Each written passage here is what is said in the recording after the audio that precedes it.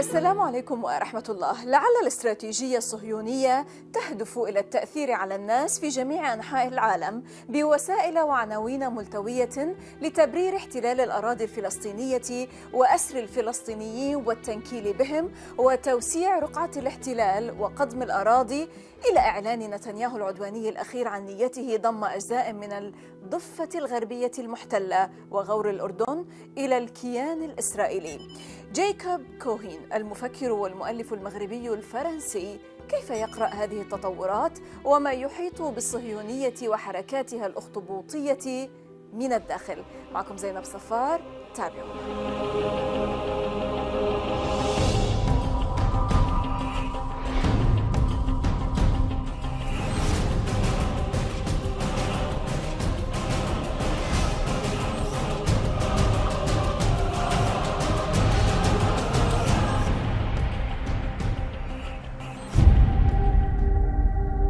لعل جايكوب كوهين هو شخص مثير للاهتمام للغاية. هذا المغربي الفرنسي هو من أبرز المفكرين اليهود المناهضين للحركة الصهيونية في العصر الحديث، الذين يسعون إلى التفريق بين اليهودية كديانة والصهيونية كإيديولوجيا وحركة عنصرية لا إنسانية.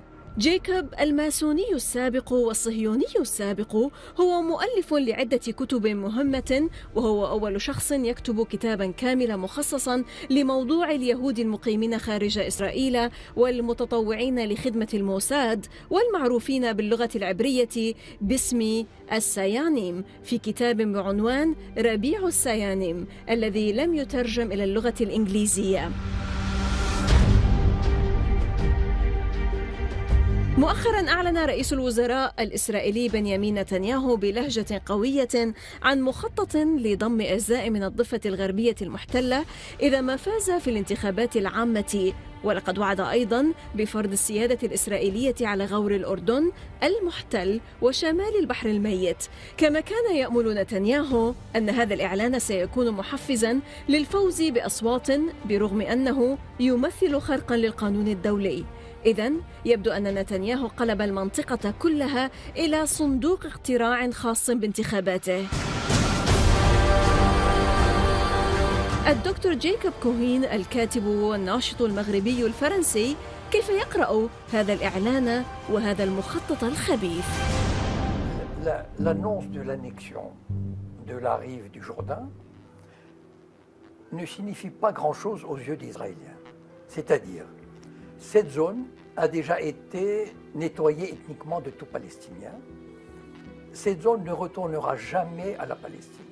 Il faut que le monde sache, et le monde le sait. Pourquoi? Parce que cette zone est déclarée essentielle pour la sécurité d'Israël. En termes diplomatiques, lorsqu'on parle de la sécurité d'Israël, ça veut dire, tout le monde le sait, que Israël doit rester maître des frontières d'un futur État palestinien. Donc, Israël doit rester maître de la rive du Jourdain. Et toutes les déclarations des diplomates occidentaux, même de Poutine, même de la Chine, même de l'Inde, disent que toute paix doit prendre en considération la sécurité d'Israël. Or, la sécurité d'Israël signifie le contrôle de la rive du Jourdain. Dire qu'on va l'annexer, c'est juste, comment dire, passer quelque chose qui est déjà dans les faits, qui est déjà acté. Cela ne signifie pas grand-chose. C'est-à-dire que le monde entier, s'il le fait, si Netanyahou arrive au pouvoir et s'il l'annexe, le monde entier ne dira rien. Il dira peut-être quelques paroles comme ça en l'air pour dire nous protestons. Mais c'est quelque chose sur laquelle on ne peut plus revenir en arrière, à moins d'un bouleversement total. Et aucun homme politique en Israël, qu'il soit de gauche, de droite ou du centre, ne renoncera jamais à la rive du Jourdain, comme il ne renoncera à Jérusalem, comme il ne renoncera au Golan. Aujourd'hui, Israël se sent diplomatiquement, militairement, économiquement tellement fort qu'il peut clamer à la face du monde qu'il annexe une zone. Ceci dit, il ne dit pas qu'il va annexer la Cisjordanie, parce que de toutes les façons, ça n'arrangerait pas. Mais cette zone-là est dans les faits israéliennes. Et s'il l'annexe, c'est juste une façon de, comment dire, de se l'approprier de manière juridique aux yeux du monde. Et personne qui conteste l'annexion de Jérusalem aujourd'hui. Personne, à part en parole seulement. Mais en acte, c'est quasiment acté. Et je ne crois pas que l'autorité palestinienne puisse avoir son mot à dire. But do you think, sir, in the sense Yes. that the Palestinians are going to suffice with just condemnation and raising their voices, or they're going to resort to every kind of means possible to stand in face of such kind of annexation? Ok. Le problème, c'est quoi avec l'autorité palestinienne? Depuis le début, c'est-à-dire depuis Arafat, les sionistes ont joué très très finement, très intelligemment. Quand ils ont compris que le combat colonial de l'intifada dans les années 86-90 les menait à la perte, à une déconsidération totale aux yeux de l'opinion publique internationale, un autre régime colonial aurait continué jusqu'au bout. Les Israéliens ont compris qu'ils ne pouvaient pas aller jusqu'au bout.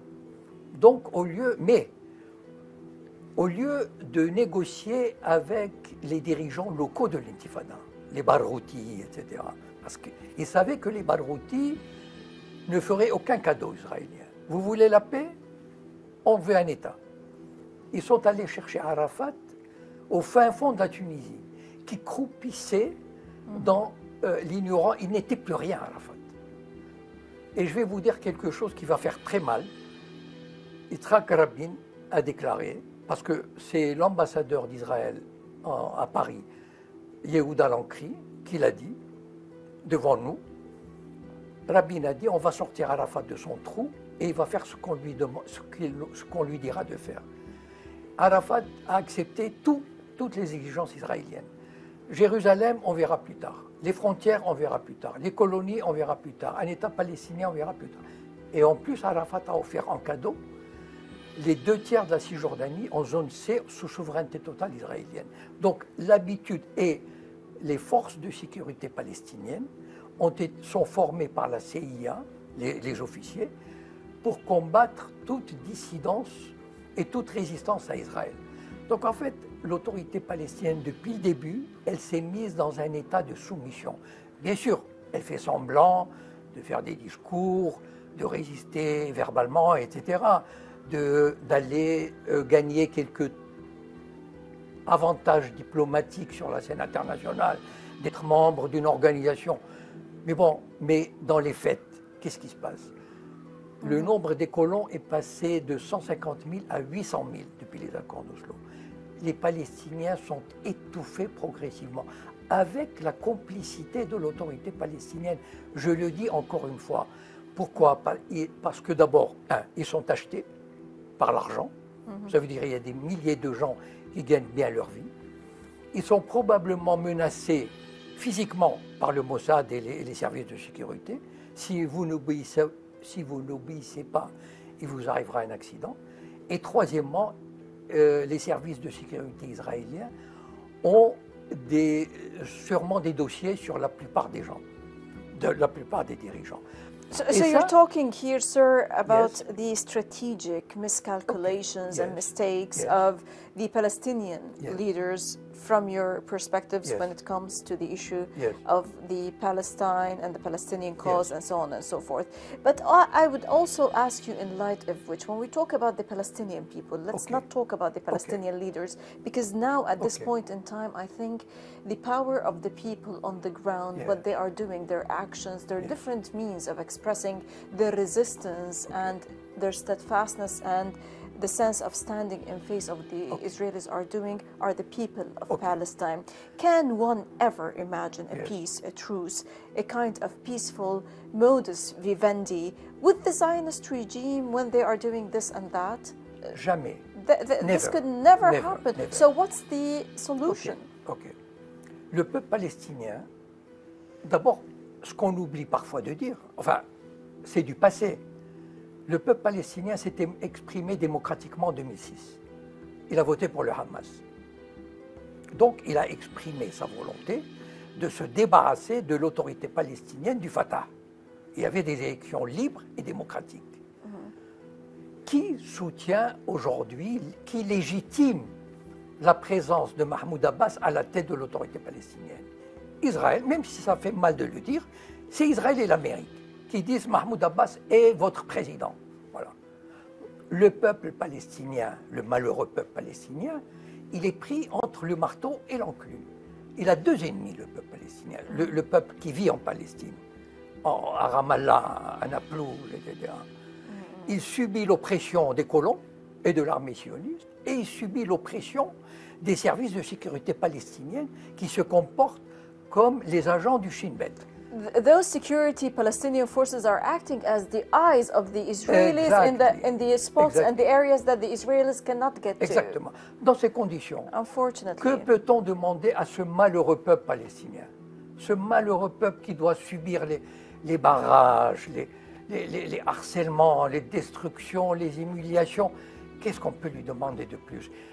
La stratégie sioniste avec les Palestiniens, encore une fois, enfin moi je suis d'avis, je suis convaincu, l'idéologie sioniste ne peut pas vivre en paix. Il faut partir du principe que cette idéologie-là, cette société-là, on ne peut pas imaginer qu'un jour ils vivent en paix. Pourquoi? Parce que la société israélienne éclaterait en guerre civile. On n'imagine pas les tensions internes qu'il y a en Israël. Les religieux, les laïcs, les séfarades, etc. C'est une société qui imploserait. Deuxièmement, s'il y avait la paix, à l'intérieur des frontières d'Israël, s'il y avait la paix, les Juifs et les Arabes, vous savez qu'en Israël, les Arabes et les Juifs ont deux systèmes scolaires séparés, depuis la maternelle jusqu'au baccalauréat. S'il y a la paix, ils vont se mélanger. Et c'est la fin du rêve sioniste. Si la plus grande terreur des sionistes, c'est que les Arabes et les Juifs se mélangent. Vous savez, en Israël, moi, il y a une chose qui m'a frappé, j'avais fait une conférence en 2004 et j'avais dit, c'est la dernière fois que j'allais en Israël, et j'avais dit, vous savez ce qui m'a frappé? C'est l'invisibilité des Arabes. Exactly. Ils sont 20 à 25%. Exactly. Israël les a rendus invisibles. Donc, Israël est l'idéologie sioniste, une idéologie raciste, de domination. On ne peut pas imaginer le mépris que les sionistes ont pour les Arabes. Allow me to stop you here, Jacob. We're going to continue further illustrating on the issue of Zionism and their octopus-like practices in our part of the globe, but allow us to stop for a short break, sir. إذا فاصل قصير ونعود، لا تذهبوا بعيدا.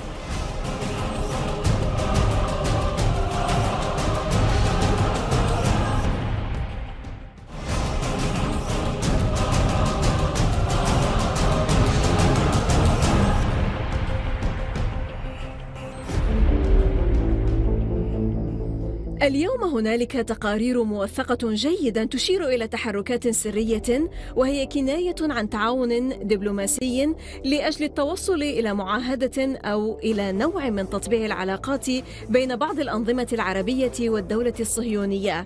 خلال قمة وارسو للشرق الأوسط في شباط فبراير المنصرم، تعمد مكتب نتنياهو تسريب شريط فيديو عن جلسة مغلقة بين وزراء خارجية المملكة العربية السعودية والإمارات العربية والبحرين، وتكلموا فيها عن حق إسرائيل في الوجود وفي الدفاع عن نفسها. وقال أحدهم إن مواجهة إيران هي حاجة ملحة اليوم أكثر من حل النزاع الفلسطيني الإسرائيلي.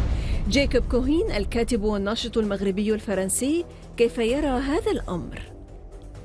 C'est-à-dire que si Israël est devenu très fort, c'est que les Arabes sont devenus très faibles. Et il n'y a pas de mesure. Comment expliquer ça? C'est que, d'abord, il y a eu la destruction de pays comme l'Irak, la Libye. C'est un signe qu'on a envoyé aux Arabes, aux dirigeants arabes.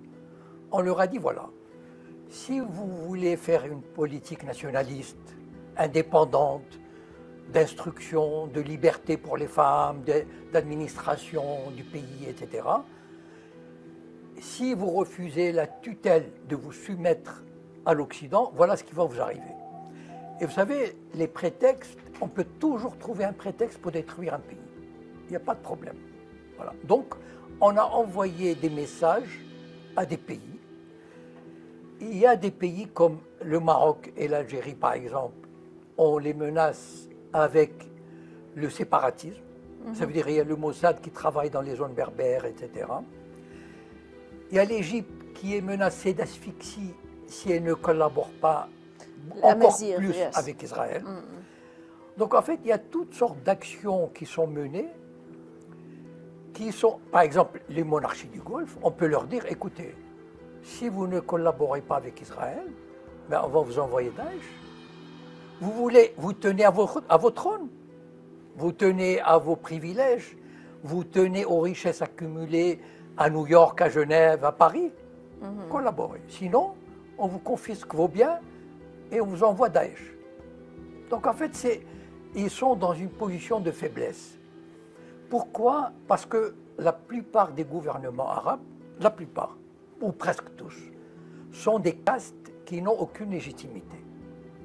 C'est-à-dire, ce sont des groupes qui ont pris le pouvoir et qui se maintiennent au pouvoir avec des tas de privilèges. Tous les gouvernements arabes aujourd'hui, qui sont des castes, ont tout à perdre de résister. Et on a montré aux pays arabes que résister, faites attention, résister peut vous coûter cher, peut vous coûter la peau, peut vous coûter vos fortunes, vos trônes. Donc, collaborer, et c'est ça qui a fait que les monarchies du Golfe, de toutes les façons, si on compare et d'abord, évidemment, Israël n'est pas seul dans cette histoire. Il y a l'Amérique derrière. Et quand on dit l'Amérique, on imagine ce que c'est déjà. Donc, toutes ces forces, l'axe américano-sioniste a fait en sorte, et évidemment, ces monarchies arabes ont des pudeurs. Elles ne peuvent pas établir des relations diplomatiques directement. Alors, on commence petit à petit, on habitue. Il y a des journalistes, par exemple, un échange de journalistes, d'hommes d'affaires, la sécurité. Mais je pense que c'est, à moins d'un bouleversement du cœur de la Palestine, je pense que c'est une tendance qui ira en s'affermissant, c'est-à-dire une soumission. Jacob, you talked about the Arab region, Yes. and the Gulf state and the Gulf regimes, but let's talk about Morocco today. The Holocaust Memorial Site in Morocco's Marrakech Safi region, it was built, it was bulldozed later on and demolished. Why on earth on Morocco land, in Morocco, in Marrakech in particular? How did it start? What was the message and what's the timing of building this kind of memorial site? Malheureusement, le Maroc a une histoire vieille avec le Mossad. Voilà. Depuis 1961, et l'affaire d'un navire qui a été coulé par le Mossad avec des Juifs dessus, pour permettre aux Juifs de partir par dizaines de milliers ou centaines de milliers, Hassan II a compris que de toutes les façons, son intérêt, c'est de s'allier avec le Mossad, secrètement, bien sûr. Parce que d'abord, il était tourné vers l'Amérique, vers l'Occident, et il avait besoin du soutien américain. Voilà, c'était un homme de l'Occident. D'accord. Bon.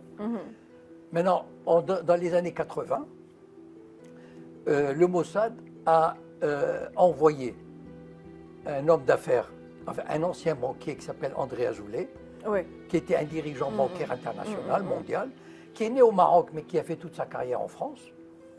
On lui a demandé il a dû avoir des négociations pour retourner au Maroc et servir comme conseiller du roi. Et en 86, il a réussi à faire venir Shimon Peres et Yitzhak Rabin au Maroc de façon officielle. Donc c'était déjà, le Maroc était la porte de pénétration d'Israël dans le monde arabe. C'est-à-dire que le Maroc a servi de tremplin, d'exemple, pour permettre une légitimation d'Israël dans le monde arabe. Maintenant, les sionistes voulaient aller plus loin. C'est-à-dire, en 2012, ils ont créé ce qu'on appelle le projet Aladdin. C'est quoi le projet Aladdin? Lancé par André Azoulay. Le projet Aladdin consiste à By the permettre... UNESCO, Aladdin project, by the UNESCO, sponsored by the UNESCO. Oui, mais la secrétaire générale de l'UNESCO est la fille d'André Azoulay. Exactly. D'accord. Exactly. Donc, voilà, bon. C'est quoi le projet Aladdin? Le projet Aladdin, en 2012, c'est de faire rentrer la Shoah dans le monde arabe. C'est-à-dire de rendre la Shoah, sensibiliser les populations arabes et maghrébines à la tragédie de la Shoah. To be integrated in the curriculum. Oui, pour que, défense de rire, pour que de telles tragédies ne se renouvellent pas. Bon. Maintenant, évidemment, le projet Aladdin, on a demandé au roi Mohamed VI de faire une déclaration. Donc il a fait une belle déclaration pour le projet Aladdin. Et il a commencé à travailler, mais uniquement au Maroc. Parce qu'aucun autre pays n'aurait permis ce genre de choses. Aucun. Même, je veux dire, même l'Égypte qui travaille, c'était vraiment impossible. Le Maroc est le point faible, vraiment le point faible de la structure arabe, du monde arabe vis-à-vis du sionisme. Donc, quand on veut introduire la Shoah au sein du monde arabe, on s'adresse au Maroc, parce que le Maroc ne peut pas refuser ça. Et donc, petit à petit, on a fait en sorte qu'il y ait une journée de la Shoah, par exemple, à l'université d'Ifran, qui est une exposition de photos à Marrakech, il y a 1 an ou 2. Donc, rendre la Shoah quelque chose de, comment dire, qui existe au Maroc. Ça veut dire faire toucher du doigt la tragédie de la Shoah. Et maintenant, on voulait aller plus loin avec Marrakech. C'est une ONG allemande qui probablement a des intérêts avec les sionistes, enfin bon, qui a construit un début de mémorial du côté de Marrakech. Mais il y a eu une telle levée de boucliers, une telle résistance, que les autorités ont vite effacé parce que les autorités savent que le peuple marocain, il est anti-israélien. But what was the message, Jacob? His message? This message, German national who set this memorial site. C'est d'installer la Shoah de manière permanente. Et ça, les autorités ont eu peur quand même. C'est-à-dire des réactions et tout. Donc, ils ont préféré détruire les 2 baraques et ont dit qu'il n'y avait pas d'autorisation. Bon. Allow me to stop you here. I have lots and lots of other questions to ask you, Dr. Jacob Cohen, but I'm afraid time has run short. Moroccan, French, author and activist. Many thanks indeed for joining us, for your in-depth, eye-opening insights, sir. You're welcome. Thank you very much. Thank you, my dear. إذا لقاء جديد في الأسبوع المقبل مع ضيف جديد وقضية جديدة ودائما من الداخل. المزيد من التواصل تابعونا على صفحات السوشيال ميديا من كل فريق عمل برنامج من كل الميادين. السلام عليكم ورحمة الله.